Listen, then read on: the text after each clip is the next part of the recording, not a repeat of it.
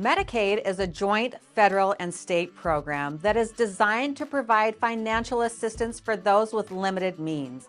Medicaid aids in the health care costs for a variety of groups, including children, single mothers, and those who require long-term care. In fact, Medicaid is the largest payer of long-term care costs in the United States. In the context of long-term care, Medicaid covers custodial care in a nursing home, including room and board, pharmacy, and incidentals for those individuals who meet eligibility requirements.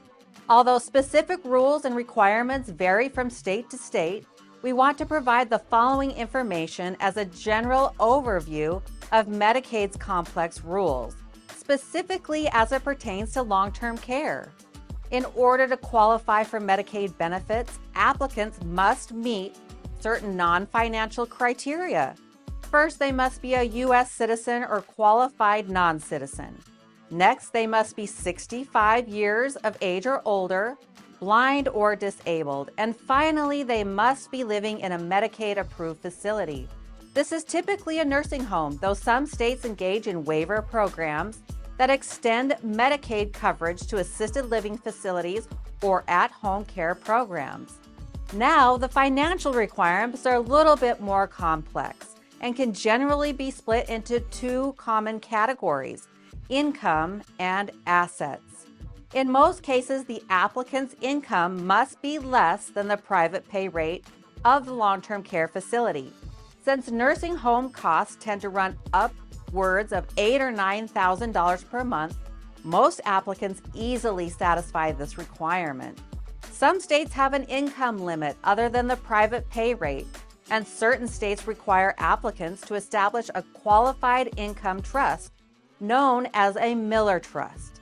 If their income is above a certain amount, in cases involving married couples, the spouse at home, also known as the community spouse, has no income limitations.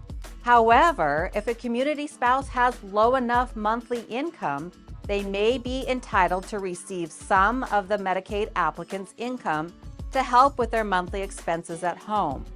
This is known as the monthly maintenance needs allowance, which we discussed further in a different video about avoiding spousal impoverishment.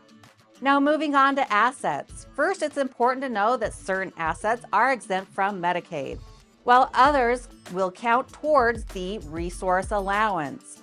Common exempt assets include the primary residence, one vehicle, personal effects, and pre-need or funeral expense trusts. Countable assets, on the other hand, include bank accounts, investments, additional real estate, vehicles, and in many states, retirement accounts.